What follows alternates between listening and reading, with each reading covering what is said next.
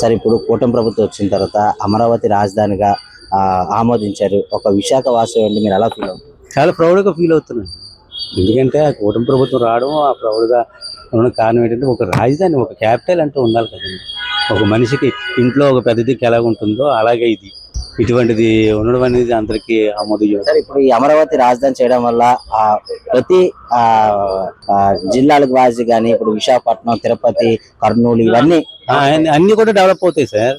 ఒక ఇల్లు కట్టుకున్నామంటే మనం ఆ చుట్టుపక్కల అంతా నీట్ గా అలా ఉంచుతాము. ఒక రాజధాని కట్టామంటే 5 stars 3 stars, not only stars, ఇవన్నీ కూడా ఇంకా సబ్ అన్నీ కూడా డెవలప్ అవుతాయి. దానివల్ల మనకి కూడా ప్రౌడ్ గా ఉంటది. ఎవరన్నా అవుటర్స్ వచ్చినా సరే అయ్యో అనిపిసి.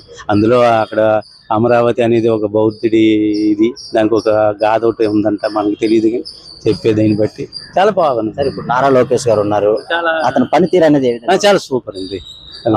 తీసుకుని వస్తున్నారు. అన్ని బాగున్నాయి. ఇవి ఉండాలి సార్. ఇలాగ ఉంటే కొంచెం కలిసికట్టుగా ఉంటే ఏ పనన్నా చేయగలమనే ఉద్దేశంతో ఆ రోజు ఏ విధంగా తీసుకున్నారో కానీ బాగుంది.